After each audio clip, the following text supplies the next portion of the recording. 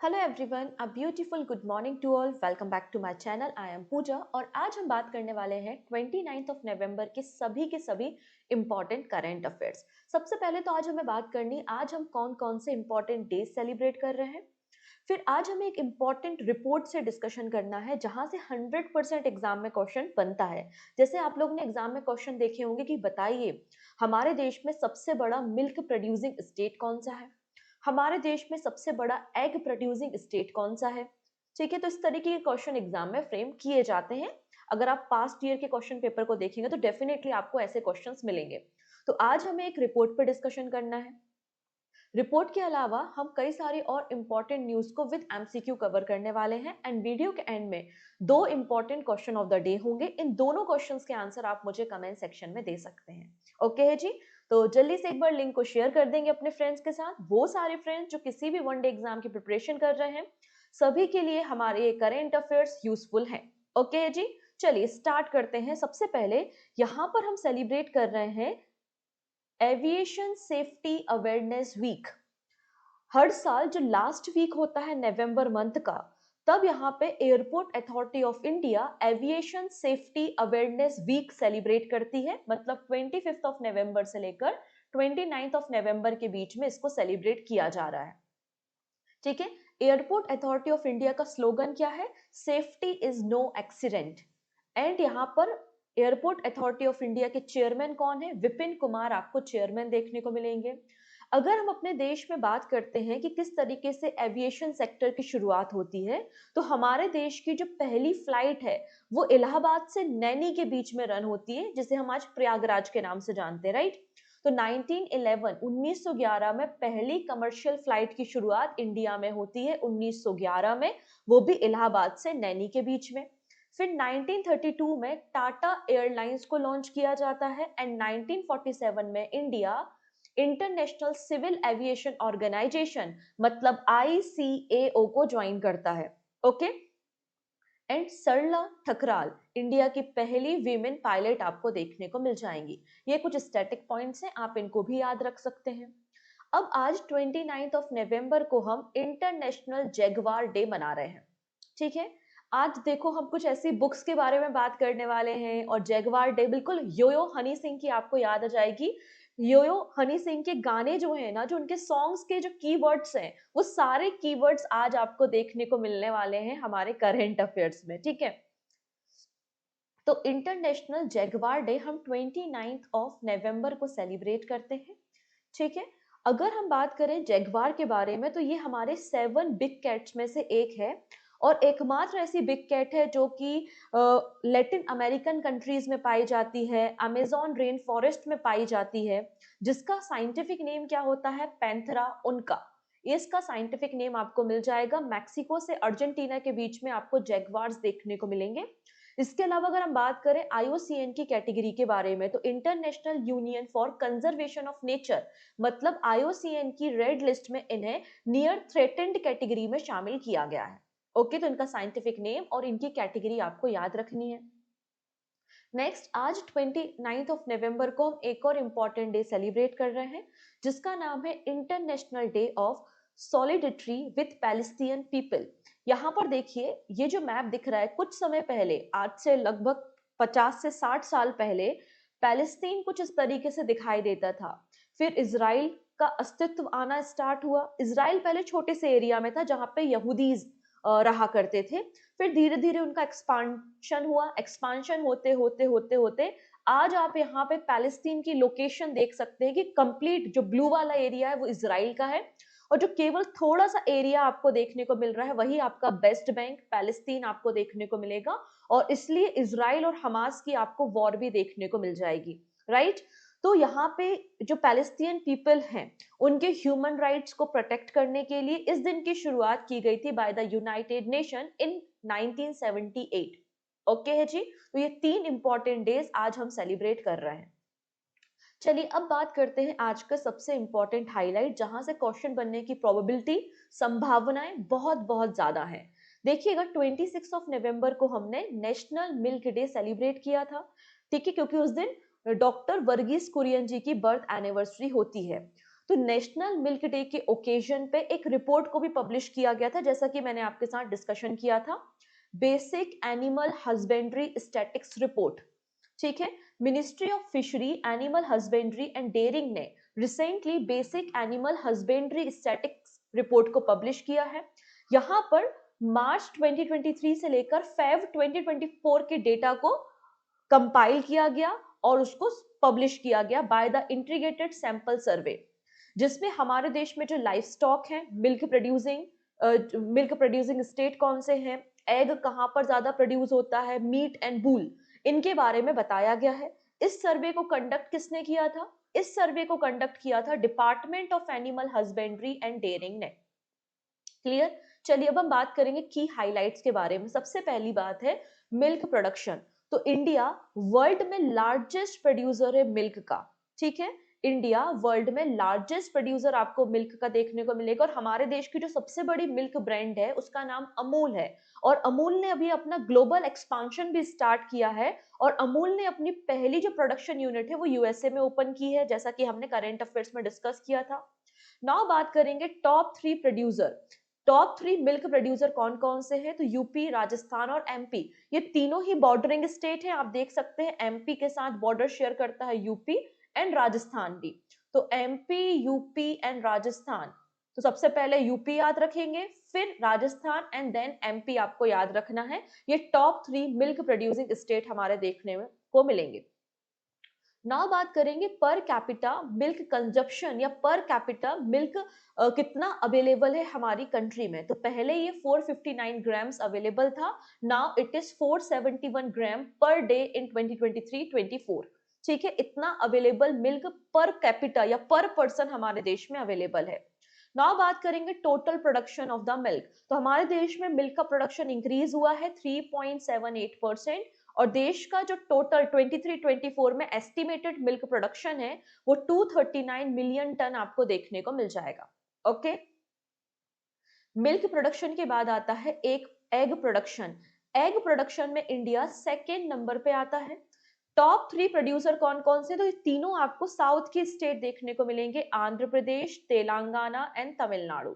ठीक है, आंध्र प्रदेश, तेलंगाना एंड तमिलनाडु। और हमारे देश में जो टोटल एग प्रोडक्शन रहा है या एस्टिमेटेड है 23-24 का, तो वो है 142 billion number, 142 billion number. Okay, next आता है meat production. So meat production पे टॉप पर आता है वेस्ट बंगाल, वेस्ट बंगाल के बाद यूपी एंड देन महाराष्ट्र।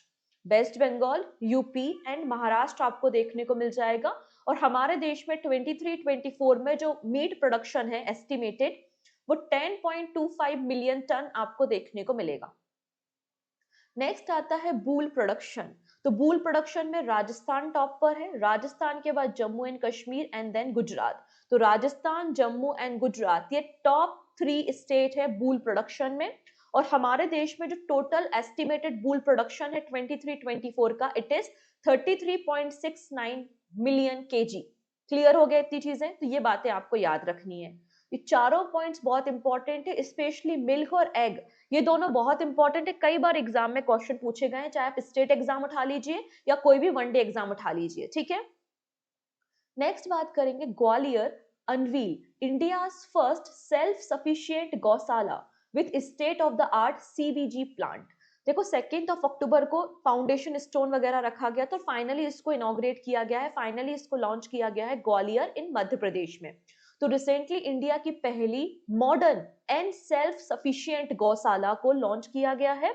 कहां पर? ग्वालियर मध्य प्रदेश में, जहां पर आपको कंप्रेस्ड बायोगैस प्लांट देखने को मिलेंगे। मतलब म्युनिसिपल कॉर्पोरेशन वगैरह का या मंडी का जो वेस्ट होता है, जो एनिमल वेस्ट होता है, उससे ये लोग बायोगैस को प्रोड्यूस करते हैं और उसी बायोगैस का इस्तेमाल इस गौशाला को रन करने में करते हैं। इसलिए इसको सेल्फ सफिशिएंट गौशाला कहा है। इंडिया की पहली सेल्फ सफिशिएंट गौशाला है, मध्य प्रदेश के ग्वालियर में से लॉन्च किया गया है, जहां पर एक कंप्रेस्ड बायोगैस प्लांट भी अवेलेबल है। इसलिए इसको एक आदर्श गौशाला का नाम दिया गया है। ठीक है, जिसको मैनेज करने का काम ग्वालियर म्युनिसिपल कॉर्पोरेशन करता है, जहां पे 10,000 कैटल आपको देखने को मिल जाएंगे। इंडिया का ही नहीं, ये मध्य प्रदेश का पहला कंप्रेस्ड बायोगैस प्लांट आपको देखने को मिल जाएगा, जिसमें जो काऊ डंग या फिर गाय का गोबर होता है, ऑर्गेनिक वेस्ट होते हैं, फ्रूट वेस्ट होता है, मंडी का वेस्ट होता है, वहां से बायोगैस को प्रोड्यूस किया जाता है। अगर हम यहाँ पे प्रोडक्शन कैपेसिटी के बारे में बात करें तो 2 से 3 टन, 2 से 3 टन बायो सीएनजी गैस को ये डेली प्रोड्यूस कर सकता है from the 100 ton of the cattle dung, ठीक है। और 10 से लेकर 15 ton dry bio manure daily produce किया जाता है, जिसका इस्तेमाल फिर एग्रीकल्चर फील्ड में किया जाता है, ठीक है। बायोगैस क्या होती है, तो हमारे घरों में जो ऑर्गेनिक वेस्ट होता है, जो फसलों का मतलब क्रॉप्स का वेस्ट होता है, फलों का वेस्ट होता है, सड़ी हुई सब्जियां होती हैं या एनिमल वेस्ट होता है, तो ये जो सभी ऑर्गेनिक मैटर्स हैं, जब इनका ब्रेकडाउन होता है ऑक्सीजन की एब्सेंस में, तब बायोगैस प्रोड्यूस होती है। इस प्रोसेस को हम एनारोबिक डाइजेशन के नाम से जानते हैं, ठीक है। बायोगैस एक प्रकार की रिन्यूएबल नेचुरल गैस है, जिसमें मीथेन एंड कार्बन डाइऑक्साइड आपको देखने को मिलेगा। क्या मिलता है बायोगैस में? मीथेन मतलब CH4 एंड कार्बन डाइऑक्साइड आपको देखने को मिलता है, ठीक है। फर्दर हम कुछ और न्यूज को डिस्कस करेंगे, लेकिन उसके पहले रिवीजन करना बहुत ज्यादा जरूरी है, क्योंकि जितनी ज्यादा बार आप चीजों को रिवाइज करते हैं वो चीजें उतनी लंबे समय तक याद रहती हैं। इसलिए पहले हम यहाँ पे 28 नवंबर को हमने जो भी करेंट अफेयर्स पढ़े थे उनको जल्दी से एक बार रिवाइज कर लेते हैं, फिर फर्दर हम डिस्कशन करेंगे। जैसे हमने बात की थी ब्रह्मोस एरोस्पेस के बारे में, इसके चीफ अपॉइंट हुए हैं डॉक्टर जयतीर्थ राघवेंद्र जोशी, और इनका टेन्योर 1 दिसंबर से स्टार्ट होने वाला है। Recently international Emmy award distribute किए गए थे, पहली बार किसी इंडियन पर्सन जिनका नाम है वीर दास, इन्होंने एमी अवार्ड को होस्ट करने का काम किया था। एंड बेस्ट ड्रामा सीरीज का अवार्ड मिला है ड्रॉप्स ऑफ गॉड को। नेक्स्ट है नेटवर्क रेडीनेस इंडेक्स पब्लिश किया गया है, जिसमें इंडिया 49th पोजीशन पे आपको देखने को मिल जाएगा। पंकज त्रिपाठी जी को एम्बेसडर या ब्रांड एम्बेसडर बनाया गया है अरुणाचल रंग महोत्सव का, जो कि अरुणाचल प्रदेश में हो रहा है। इसके अलावा beyond the Higgs boson book को लॉन्च किया गया है, जिस बुक के ऑथर मनिक कोतवाल आपको देखने को मिल जाएंगे। ईसार ग्रुप के चेयरमैन एंड को founder Shashi Ruia passed away recently. फिर यहाँ पे बाल विवाह मुक्त भारत कैंपेन की शुरुआत ministry of child and women development ने की है। इंडियन केमिकल काउंसिल को recently 2024 OPCW the Hague award दिया गया है। दिल्ली गवर्नमेंट ने ओल्ड एज पेंशन स्कीम की शुरुआत की है। फिर सारेक्स 24, ये हमारी एक इंडियन कोस्टल गार्ड की एक्सरसाइज है, इसका 11th एडिशन स्टार्ट किया गया है कोची में, जिसकी थीम है enhancing search and rescue capabilities through regional collaboration, okay. And India का पहला ग्रीन हाइड्रोजन फ्यूलिंग स्टेशन को इनॉग्रेट किया गया है इन लेह। नेक्स्ट है रियांग ट्राइबल कम्युनिटी, जो कि त्रिपुरा, कुछ पार्ट आसाम में भी पाई जाती है। इन्होंने कहा है कि होजागिरी डे को हॉलीडे डिक्लेयर किया जाए एंड काउ ब्रू लैंग्वेज को माइनॉरिटी लैंग्वेज का स्टेटस प्रोवाइड किया जाए। इंडिया की पहली AI lab in space launch की जाएगी मिड ऑफ दिसंबर इन 2028, ठीक है। और यहाँ पर इसको एक हैदराबाद बेस्ड फर्म है जिसका नाम है TM2 स्पेस, इन्होंने इसे डिजाइन किया है, ठीक है। इसको मिड ऑफ दिसंबर 2024 इसे लॉन्च किया जाएगा using the PSLV C60 rocket. और इसरो यूरोपियन स्पेस एजेंसी का प्रोब 3 मिशन को लॉन्च कर रहा है, जो कि एक सोलर मिशन आपको देखने को मिलेगा using the PSLV XL, okay. इतनी बातें हमने कल के सेशन में डिस्कस की थी। ना बात करते हैं आज के सेशन के बारे में। इसके पहले मैं एक छोटी सी अपडेट देना चाहती हूँ। मुझे पता है भी आपका IBPS मेंस एग्जाम है, इसके अलावा आपके कई सारे और अदर एग्जाम है, ALP का एग्जाम है, तो सभी में इंटरनेशनल न्यूज पूछी जाती हैं। तो लास्ट 10 मंथ, जनवरी मंथ से लेकर अक्टूबर मंथ तक की लास्ट 10 मंथ की यहाँ पर मैंने इंटरनेशनल न्यूज को कवर किया है। आप इस वीडियो को देख सकते हैं, बैंकिंग एस्पिरेंट्स के लिए भी है, SSC, रेलवे, स्टेट, सभी के लिए इंपॉर्टेंट आपको देखने को मिलेगी। देखिए, अगर कोई टीचर आपको अगर इस प्रेजेंट सिनेरियो में कह रहा है कि लास्ट 6 महीने के करंट अफेयर्स पढ़ लो, बैंकिंग में हो जाएगा, तो अगर आप अभी पिछले 10-12 जितने भी एग्जाम्स हुए हैं उसमें आप देखेंगे तो कहीं भी लास्ट 6 मंथ के करंट अफेयर्स को नहीं पूछा गया, मिनिमम 8 टू 10 मंथ्स के करंट अफेयर्स को पूछा गया है। इसलिए आप कोशिश कीजिए ज्यादा से ज्यादा कवरेज करने की। इसलिए 10 मंथ्स का ये जो कंपाइलेशन है, मिलिट्री एक्सरसाइज है, साइंस एंड टेक है, बैंकिंग इनिशिएटिव है, ये सारे वीडियोस मैंने बना दिए हैं, ऑलरेडी अपलोडेड है वाईटी पर, आप इन सभी वीडियोस को देख सकते हो। ओके, और इनकी पीडीएफ भी अवेलेबल है पूजा जैन क्लासेस एप्लीकेशन पे।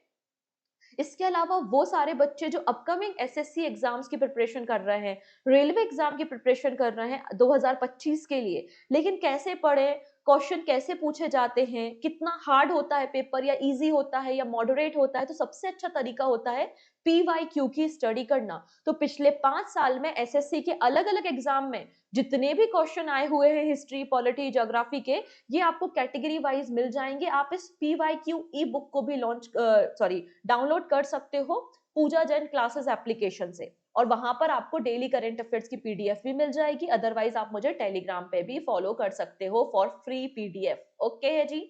चलिए, next and again very important, India international science festival, जो इंडिया का सबसे बड़ा साइंस फेस्टिवल होता है, इसका 10th एडिशन होस्ट कर रहा है आईआईटी गुवाहाटी।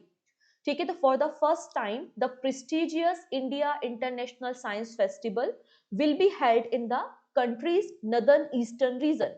पहली बार नॉर्थ ईस्टर्न पार्ट में आपको ये देखने को मिलेगा, और IIT Guwahati 10th edition of India international science festival को होस्ट करेगी 30th ऑफ नवंबर से लेकर 3rd ऑफ दिसंबर के बीच में।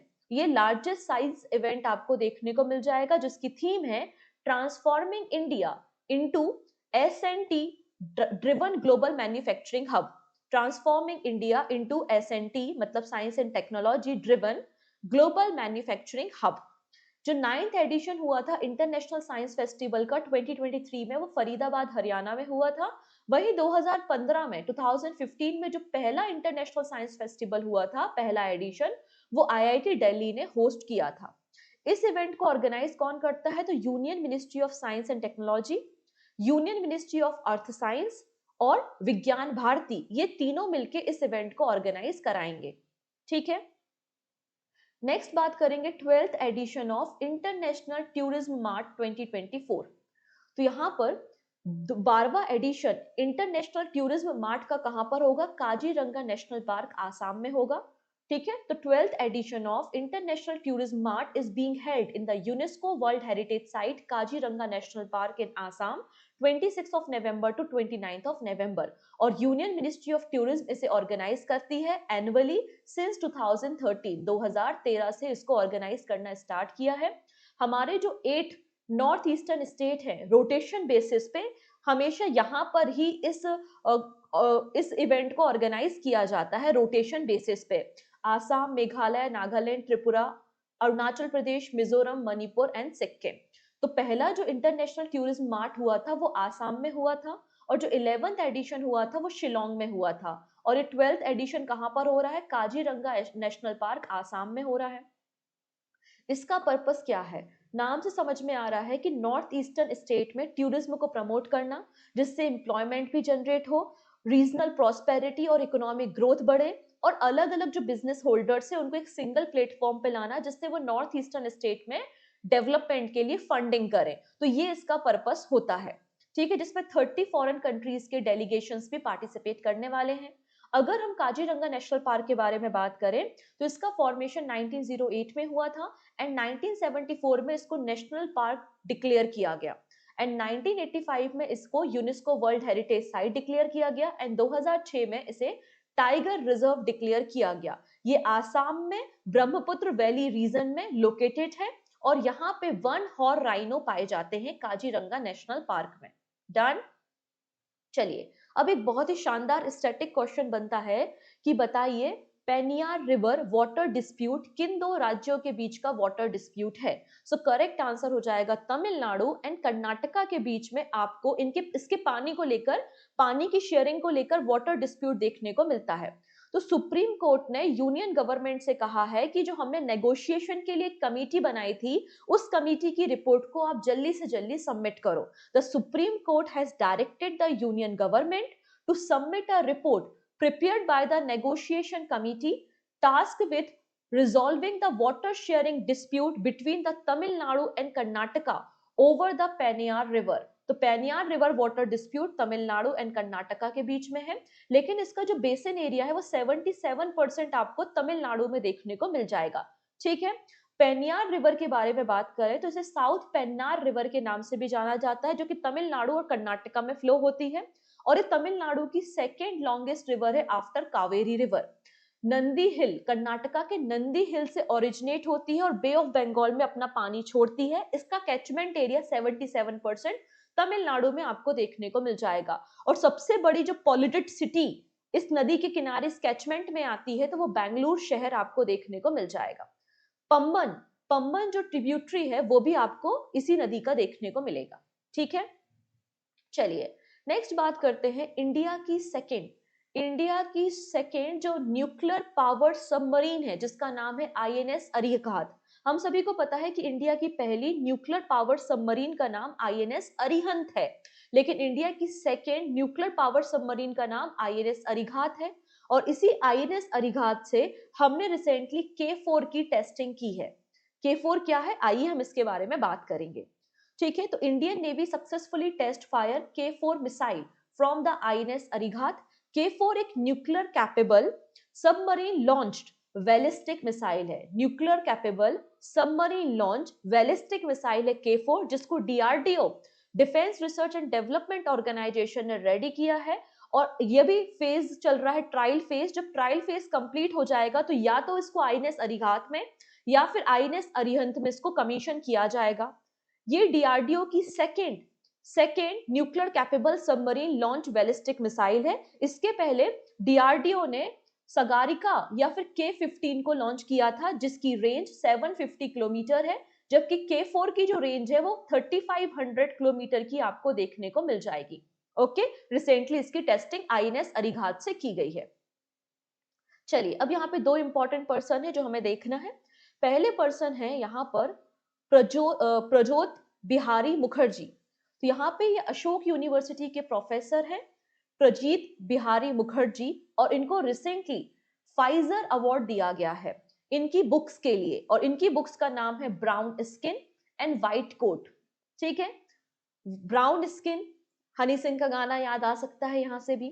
तो brown skin and white coat, race science in India, इन बुक्स के लिए फाइजर अवार्ड किसे दिया गया है, तो अशोक यूनिवर्सिटी के प्रोफेसर है जिनका नाम है प्रजीत बिहारी मुखर्जी। फाइजर अवार्ड की शुरुआत 1959 में हुई थी। $2500 यहाँ पे प्राइज मनी दी जाती है। ठीक है, अब यहाँ पे एक छोटी सी लिस्ट है जो रिसेंटली अवार्ड डिस्ट्रीब्यूट किए गए हैं उसके बारे में। तो ग्रीन एम्बेसडर या फिर ग्रीन वर्ल्ड एनवायरमेंट अवार्ड किसे दिया है, कोल इंडिया लिमिटेड को दिया है। Miss charm India award Shivangi Desai को मिला है। फिर गुआना का highest civilian award the order of excellence prime minister Modi को मिला है। फिर डोमिनिकन रिपब्लिक का हाईएस्ट ऑनर भी प्राइम मिनिस्टर मोदी को दिया है। Doctor Martin Luther king junior global peace award भी किसे दिया है, प्राइम मिनिस्टर मोदी को दिया है। इसके अलावा honorary general of Nepal army award किसे दिया गया है, हमारे आर्मी जनरल उपेंद्र द्विवेदी जी को दिया गया है। ठीक है, नाउ बात करते हैं वर्ल्ड के ओल्डेस्ट मैन जिनका नाम था John Tinniswood. He passed away recently at the age of 112। ठीक है, 1912 में इनका जन्म हुआ था लिवरपूल में। ठीक है, यूके के रेसिडेंट आपको देखने को मिलेंगे John Tinniswood. He passed away, इनकी एज 112 थी और ये वर्ल्ड के ओल्डेस्ट पर्सन थे। ठीक है, लास्ट में दो शॉर्ट न्यूज है। पहला, 43rd edition of India international trade fair जो कि न्यू दिल्ली में ऑर्गेनाइज किया गया था। जब कोई ट्रेड फेयर होता है तो अलग अलग मिनिस्ट्रीज अपनी शॉप्स या अपने पवेलियंस को सेटअप करती हैं। तो ministry of health and family welfare ने भी अपने पवेलियन को सेटअप किया था जिसका नाम है वन हेल्थ, और इसको स्पेशल अवार्ड यहाँ पर दिया गया है। स्पेशल एप्रिसिएशन मेडल किसे दिया गया है, ministry of health and family welfare के पवेलियन वन हेल्थ को दिया गया है।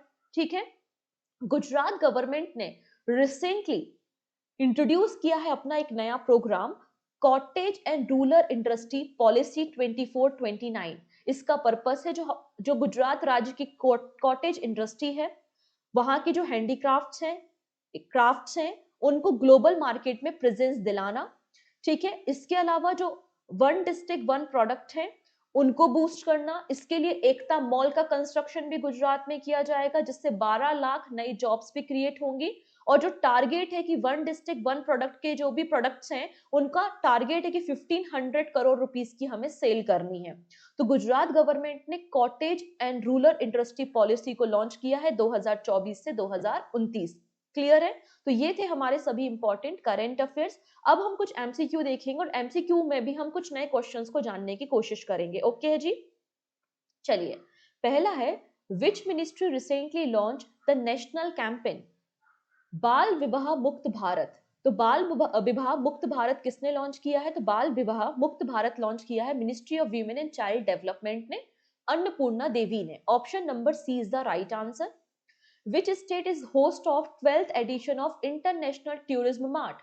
तो 12th edition International Tourism Mart का कौन होस्ट करेगा? आंसर हो जाएगा आसाम। आसाम के काजीरंगा नेशनल पार्क में आपको देखने को मिलेगा। ऑप्शन नंबर बी बिल्कुल करेक्ट हो जाएगा, मिनिस्ट्री ऑफ टूरिज्म इसको ऑर्गेनाइज करेगी। नेक्स्ट है, Which Indian organization has been honored with 2024 OPCW The Hague Award? ये अवार्ड किसे मिला है? इंडियन केमिकल काउंसिल को रिसेंटली दिया गया है। ऑप्शन नंबर सी। नेक्स्ट, वो कौन सी कंपनी है जिसने इंडिया के पहले ग्रीन हाइड्रोजन फ्यूलिंग स्टेशन को लॉन्च किया है लेह में? तो उस कंपनी का नाम क्या हो जाएगा? Amara Raja infra. Option number D, इसको हमने कल के सेशन में डिस्कस किया था। नेक्स्ट है, who has won under 8 world cadet chess championship title in Italy? तो यहाँ पे अंडर 8 कैटेगरी में चेस चैंपियनशिप किसने जीता है? तो दिवित रेड्डी ने जीता है। दिवित रेड्डी जो कि हैदराबाद तेलंगाना स्टेट से बिलोंग करते हैं, केवल 8 साल के आपको देखने को मिल जाएंगे। नेक्स्ट है, वो कौन सी इंश्योरेंस कंपनी है जिन्होंने एक नया एप्लीकेशन लॉन्च किया है जिसका नाम है स्मार्ट कम्युनिकेशन एप्लीकेशन? ये स्मार्ट कम्युनिकेशन एप्लीकेशन जो है वो customer, agent, property dealer, partners उनके बीच में इंटरेक्शन प्रोवाइड करेगा। तो स्मार्ट कम्युनिकेशन एप्लीकेशन को किसने लॉन्च किया है? PNB MetLife India insurance ने। Option number D is the right answer. Recently PNB MetLife India insurance ने इंट्रोड्यूस किया है smart communication application to transform agent customer interaction. Next है, Indian billionaire Shashi Rua died recently at the age of 81. He was the founder of which of the following companies? So correct answer is Ishar Group. Option number B is the right answer. Next है, recently सारिक्स exercise को कोची में conduct कराया गया by the Indian coastal guard. पूछा जा रहा है कि ये कौन से नंबर की आपको marine research and rescue operation exercise देखने को मिलेगी? So correct answer is 11th edition, option B. Next, वो कौन सा इंश्योरेंस प्रोवाइडर है जिसने अपना लेटेस्ट सीएसआर प्रोग्राम मतलब कॉर्पोरेट सोशल रिस्पॉन्सिबिलिटी प्रोग्राम को लॉन्च किया है जिसका नाम है स्टार आरोग्य डिजी सेवा? तो यहाँ पर कॉर्पोरेट सोशल रिस्पॉन्सिबिलिटी प्रोग्राम, तो इसके अंदर आप मुझे बताएंगे आशा स्कॉलरशिप सीएसआर इनिशिएटिव किस पब्लिक सेक्टर बैंक का है? पंजाब नेशनल बैंक का है, बीओबी का है, एसबीआई का है या फिर यूनियन बैंक ऑफ इंडिया का है? जो भी सही आंसर होगा आप मुझे कमेंट करके बताएंगे कि आशा स्कॉलरशिप सीएसआर इनिशिएटिव किस बैंक का है। This is your question number 1। ठीक है, अभी 2 क्वेश्चन और मिलेंगे। तो similar corporate social responsibility program star Arogya disease Seva किसने लॉन्च किया है? स्टार हेल्थ इंश्योरेंस ने लॉन्च किया है। Option number D. इसका पर्पस क्या है? इसका पर्पस है हेल्थ केयर गैप को कम करना, रिड्यूस करना अंडर सर्व रूरल कम्युनिटी के लिए। Option number D. अब रिसेंटली कुछ गवर्नमेंट स्कीम्स को एक्सटेंड किया है, जैसे कि हमने देखा था अटल, यहाँ पे जो अटल इनोवेशन मिशन है उसको भी हमने 31 मार्च 2028 तक के लिए एक्सटेंड कर दिया है। वैसे ही जो वीमेन सेफ्टी स्कीम है उसको 2025-26 के लिए एक्सटेंड किया है।